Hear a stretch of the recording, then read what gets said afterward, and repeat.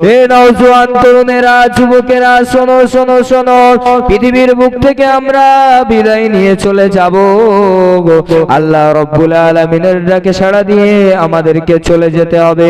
এই পৃথিবী থেকে যখন আমরা বিদায় নিয়ে চলে যাব, কাল কিয়ামতের দিনে যখন আমরা আল্লাহর কাছে উঠব, আল্লাহ রব্বুল আলামিন আমাদেরকে যখন প্রশ্ন করবে, আমরা তখন লা হাওলা ওয়ালা কুওয়াতা আর বলতে পারবো না, আমরা আল্লাহর কাছে চাইতে পারবো না, হে আল্লাহ আমাদেরকে আর একবারের জন্য পৃথিবীতে আগমন করে দেন।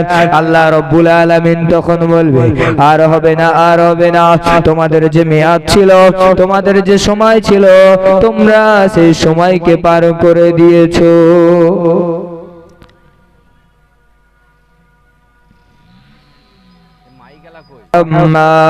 আল্লাহুম্মা সাল্লি আলা সাইয়্যিদিনা মাওলানা মুহাম্মাদ ওয়া আলা আলি সাইয়্যিদিনা মাওলানা মুহাম্মাদ।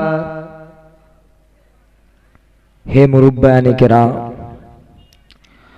আমাদেরকে এই পৃথিবী ছেড়ে চলে যেতে হবে। এই পৃথিবীতে আমরা চিরস্থায়ী থাকবো না, আমরা সবাই মারা যাব।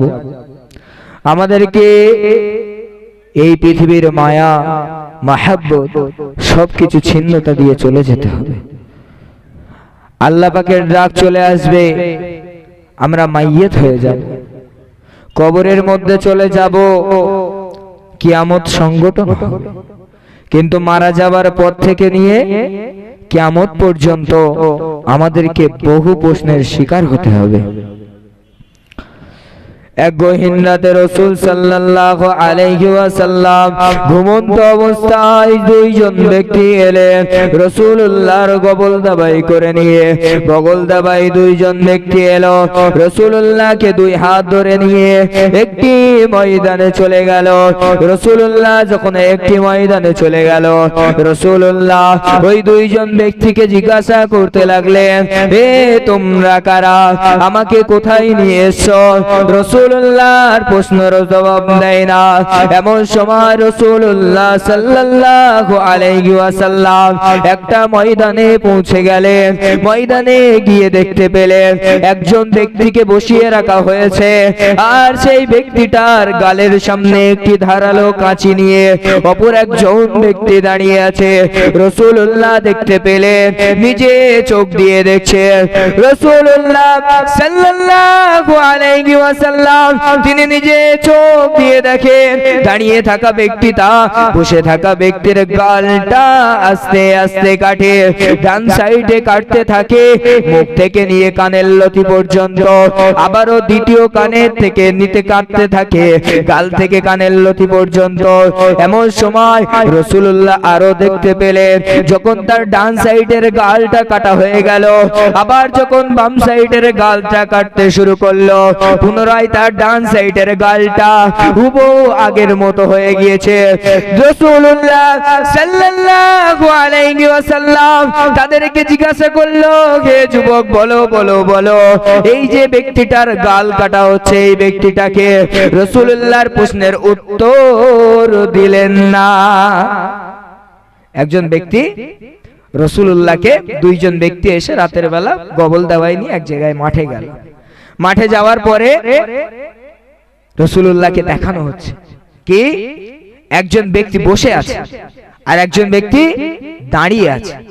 বসে থাকে ব্যক্তি যে আছে আর যে দাঁড়িয়ে থাকা ব্যক্তি আছে, দাঁড়িয়ে থাকা ব্যক্তির হাতে একটা কাঁচি আছে, ধারালো কাঁচি। আর বসে আছে যে ব্যক্তিটা, সেই কাঁচি দিয়ে তার গাল কাটা হচ্ছে। প্রথম ডান সাইডে কাটতে থাকে কানের লতি পর্যন্ত, আবার কাটতে থাকে বাম সাইড কানের লতি পর্যন্ত। বাম সাইড কাটতে না কাটতে ডান সাইড পুনরায় আবার হুবাহু হয়ে গেল। কি তাজ্জবের বিষয়! রাসূলুল্লাহ সাল্লাল্লাহু আলাইহি ওয়াসাল্লাম সেই যুবক দুইজনকে আবারও জিজ্ঞাসা করলেন, এটা কি হচ্ছে আমাকে বলো। সেই দুইজন ব্যক্তি বললেন, আগে চলো। রাসূলুল্লাহ সাল্লাল্লাহু আলাইহি ওয়াসাল্লাম আগের দিকে রওনা দিলেন। আগে গিয়ে রাসূলুল্লাহ দেখছেন একটা ব্যক্তিকে পাথরের উপরে মাথা দিয়ে শোয়ানো আছে, আর একজন ব্যক্তি তার পাশে দাঁড়িয়ে আছে। দাঁড়িয়ে থাকা ব্যক্তিটার হাতে বড় একটি পাথর আছে, আর যে পাথরটা নিয়ে দাঁড়িয়ে আছে রাসূলুল্লাহ নিজে চোখে দেখতে পাচ্ছেন ওই পাথরটা নিয়ে শুয়ে থাকা ব্যক্তিটার মাথার উপরে পটাম করে মারা হলো। এমন সময় দেখা গেল শুয়ে থাকা ব্যক্তিটার মাথাটা চূর্ণ বিচূর্ণ হয়ে গেল। রাসূল সাল্লাল্লাহু আলাইহি ওয়াসাল্লাম অবাক হয়ে গেলেন। ওই ব্যক্তি দুইজনকে জিজ্ঞাসা করলেন, এই যে যুবক শুয়েছিল ওই যুবকের উপরে যে পাথর নিক্ষেপ করা হলো কেন হলো? রাসূল সাল্লাল্লাহু আলাইহি ওয়াসাল্লাম তাজ্জুব হয়ে গেলেন যে না, দুইজন ব্যক্তি তো শুয়ে, দুইজন ব্যক্তি ওখানে আছে, একজন শুয়ে আছে একজন দাঁড়িয়ে আছে। তো দাঁড়িয়ে থাকা ব্যক্তিটার হাতে বড় একটা পাথর আছে, আর যে শুয়ে আছে তার মাথার উপরে নিক্ষেপ করা হচ্ছে, তার মাথাটা চূর্ণ বিচূর্ণ হয়ে গেল। রাসূলুল্লাহ দেখতে আছেন। এমন সময় রাসূলুল্লাহ দেখতে পায় যে ওই পাথর দিয়ে যেটাতে আঘাত করা হয়েছিল পাথরটা কিছু দূর এগিয়ে গেল। ওই ব্যক্তিটা আবার যখন পাথরটা আনতে গেল, যে ব্যক্তির মাথার উপরে পাথরটা মারা হয়েছিল মাথা চূর্ণ বিচূর্ণ হয়ে গিয়েছিল, রাসূলুল্লাহ নিজে চোখে দেখতে পেলেন ওই পাথরটা আনতে না আনতে তার মাথাটা আবার পুনরায় ধারণ করে নিয়েছে। রাসূলুল্লাহ দেখছেন যে পাথরটা ওই ব্যক্তিটা যখন কুড়িয়ে আনতে গেল, সে যখন কুড়িয়ে আনছে এসে দেখছে কি তার যে ব্যক্তিটার মাথার উপরে পাথর মারা হয়েছিল তার মাথাটা আবার আগের মতো হয়ে গিয়েছে। রাসূলুল্লাহ তাদেরকে জিজ্ঞাসা করলো, এ কি তাজ্জুবের বিষয়, এটা কেন হলো, কিসের জন্য হলো? রাসূল সাল্লাল্লাহু আলাইহি ওয়াসাল্লামকে ওই দুইজন ব্যক্তি বলতে লাগলো, আগে চলো আগে চলো। রাসূলুল্লাহ সাল্লাল্লাহু আলাইহি ওয়াসাল্লাম আগে গেলেন। আগে গিয়ে দেখছেন হাড়ির আকারের রূপ ধারণ করে একটা বস্তু আছে, তার মধ্যে আগুন টকবক টকবক করে ফুটছে, আর তার মধ্যে নরনাড়ি ফুটছে। এমন সময় দেখা যায় ভাত যেমন ভাবে ফুটতে থাকে, তলার ভাত উপরে উঠতে থাকে, উপরের ভাত তলায় নামতে থাকে, তেমনি ভাবে রাসূলুল্লাহ দেখতে পেলেন ওই জানির মধ্যে রক্ত টকবক টকবক করে ফোটে, আগুন টকবক টকবক করে ফোটে। ওই আগুনের মধ্যে কিছু নর নারী হাউ হাউ করে কাঁদতে থাকে, বাঁচাও বাঁচাও করতে থাকে, তারপরেও তারা উঠতে পারে না। রাসূলুল্লাহকে আবার আগে নিয়ে যাওয়া হয়। আগে গিয়ে দেখছেন যে একটা হাড়ির মতো আকার। হাড়িটা কেমন হয় বাপ? তলার দিকে গোলাকার আর উপরের দিকে সরু। ঠিক তেমন একটা জায়গা, ভিতরে আগুন টকবক টকবক করে ফুটছে, আর তার মধ্যে রাসূলুল্লাহ দেখতে পেলেন যে কিছু নর আর নারী ওর মধ্যে কাঁদছে, অর্থাৎ ওই আগুনে পুড়ছে। রাসূলুল্লাহ সেই দুইজন ব্যক্তিকে জিজ্ঞাসা করলো, হে যুবক দুইজন, বলো বলো বলো এই কি হচ্ছে, এই আগুনে কেন নরনারী পুড়ছে? মায়া নবী দয়া নবী জনাবে মুহাম্মদুর রাসূলুল্লাহ সাল্লাল্লাহু আলাইহি ওয়াসাল্লাম অবাক হয়ে যায়। এমন সময় রাসূলুল্লাহকে বলা হয়, আগে চলো। রাসূলুল্লাহ জনাবে মুহাম্মদুর রাসূলুল্লাহ হাবিবাল্লাহ আগে গেল। আগে গিয়ে দেখতে পেলে একটা রক্ত নদী বয়ে যাচ্ছে, রক্ত নদীটার মধ্যে পুঁজ দিয়ে ভরা, রক্ত দিয়ে ভরা। এমন সময় রাসূলুল্লাহ দেখতে পেলেন উপরে একজন ব্যক্তি দাঁড়িয়ে আছে, তার হাতে বড় বড় পাথর আছে। রাসূলুল্লাহ দেখতে পেলেন যে পাথর নিয়ে দাঁড়িয়ে আছে আর যে রক্ত নদীটা চলছে, সেই রক্ত নদীর মধ্যে কিছু যুবক যুবতী হাবুডুবু খাচ্ছে। এমন সময় তারা কিনারায় উঠে আসতে চায়, আর ওই যুবকটা যে দাঁড়িয়ে ছিল, যার হাতে বড় পাথর ছিল, সেই যুবকটা পাথর দিয়ে মেরে তাদেরকে আবার নিক্ষেপ করে দেয়। অর্থাৎ রাসূলুল্লাহ যখন আগে গেলেন, আগে গিয়ে দেখতে পাচ্ছেন কি একটা রক্ত আর পুঁজের নদী রয়ে গিয়েছে। নদীর কিনারা হয়, পুকুরের ডাঙা হয়, তেমন ভাবে সেই ডাঙায় ওর মধ্যে ওই রক্ত আর পুঁজের মধ্যে পড়ে থাকা পুরুষেরা তারা উঠে আসতে চাইছে। কিন্তু তারা উঠতে পারছে না। কারণ কি? উপরে যে ব্যক্তিটা দাঁড়িয়ে আছে তার হাতে পাথর আছে, আর সে পাথর দিয়ে তাদেরকে মারছে, আর তারা আবার ওই রক্তের মধ্যে পড়ে যাচ্ছে। রাসূলুল্লাহ সাল্লাল্লাহু আলাইহি ওয়াসাল্লাম বিচলিত হয়ে গেলেন।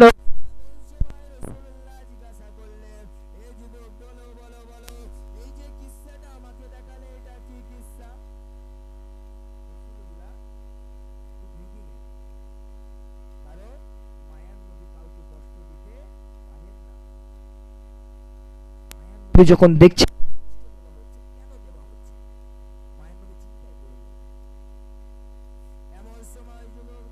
বলতে লাগলো, ইয়া রাসূলুল্লাহ, ইয়া হাবিবাল্লাহ, হুজুর আমরা দুইজন ব্যক্তি, আর কেউ না, আমরা হচ্ছে আল্লাহ পাকের মালায়েকা, আমরা হচ্ছে আল্লাহ পাকের ফেরেশতা। আল্লাহ রাব্বুল আলামিন আমাদেরকে আপনার কাছে পাঠিয়েছে। অর্থাৎ যে দুইজন ব্যক্তি রাসূলুল্লাহকে বগল দাবাই করে নিয়ে ঘুমন্ত অবস্থায় একটা ময়দানে নিয়ে গিয়েছিল, আর যে ময়দানে এত কিসসা ঘটে গেল, যে দুইজন ব্যক্তি বগল দাবাই নিয়ে গিয়েছিল তারা আর কেউ না। তারা কারা? আল্লাহ পাকের মালায়েকা। এমন সময় দেখা গেল রাসূল সাল্লাল্লাহু আলাইহি ওয়াসাল্লাম তাদেরকে জিজ্ঞাসা করলেন, এগুলো কি হলো, আমাকে বলো। রাসূল সাল্লাল্লাহু আলাইহি ওয়াসাল্লামের প্রশ্নের জবাবে ফেরেশতারা বলতে লাগলো, ইয়া রাসূলুল্লাহ, ইয়া হাবিবাল্লাহ, হুজুর শুনুন। ওই যে ব্যক্তিটার গালটা কাটা হচ্ছিল, এমনি নয়, দুনিয়ার জমিনে ও সর্ব মানুষের সঙ্গে মিথ্যা কথা বলে বেড়াতো। দুনিয়ার জমিনে মানুষ যখন সত্য জানতে চাইতো, তাকে তারা মিথ্যা বলে তাকে ভুল পথে পাঠিয়ে দিত। রাসূল সাল্লাল্লাহু আলাইহি ওয়াসাল্লাম হাউ হাউ করে কেঁদে ফেললে। রাসূলুল্লাহ কথা শুনে কেঁদে ফেললেন। কি? যে না, যারা দুনিয়ার জমিনে মিথ্যা কথা বলে আর এই মিথ্যার পরে কিছু মানুষ ভুল পথে চলে যায়, এমন ব্যক্তিদের জন্য আল্লাহ রাব্বুল আলামিন মৃত্যুর পর থেকে কিয়ামতের আগ পর্যন্ত, কিয়ামতের পরের হিসাব আলাদা, কিন্তু মৃত্যুর পর থেকে কিয়ামতের আগ পর্যন্ত তার এমন ভাবে গাল কাটতেই থাকবে। আল্লাহ রাব্বুল আলামিন আমাদের তাদের থেকে হেফাজত করুক। সকলে বলি আল্লাহুম্মা আমিন। রাসূল সাল্লাল্লাহু আলাইহি ওয়াসাল্লাম জিজ্ঞাসা করলেন, হে আল্লাহ পাকের মালায়েকা, বলো যে ব্যক্তিটার মাথার উপরে পাথর মারা হয়েছিল, কেন মারা হয়েছিল, কিসের জন্য মারা হয়েছিল? এমন সময় আল্লাহ পাকের মালায়েকা বলতে থাকে, ইয়া রাসূলুল্লাহ, হে হাবিবাল্লাহ, হুজুর শুনুন, ওই যে ব্যক্তিটার মাথার উপরে পাথর মারা হয়েছিল, এমনি নয়, যারা দুনিয়ার জমিনে কোরআন পেল, যারা দুনিয়ার জমিনে হাদিস পেল, যারা দুনিয়ার জমিনে ইজমা পেল, যারা দুনিয়ার জমিনে কিয়াস পেল, কিন্তু তারা তার প্রতি আমল করেনি, অথবা কোরআন পেল, কোরআন শিখলো, কিন্তু মানুষকে তার জন্য আমন্ত্রণ জানায়নি। নিজে নামাজ পড়েছে, বাড়ির লোক জাহান্নামে যাচ্ছে, নিজে ইবাদত করেছে, বাড়ির লোক জাহান্নামে, নিজে দান করছে, বাড়ির লোকরা কোনোদিন দান করেনি, এমন ভাবে আল্লাহর হুকুম থেকে সরে গিয়েছিল, নিজে জ্ঞান পেয়েছে, জ্ঞান বন্টন করেনি। আল্লাহ রাব্বুল আলামিন তাদের জন্য মৃত্যুর পর থেকে নিয়ে কাল কিয়ামত পর্যন্ত এমন ভাবে শাস্তি দিতে থাকবে।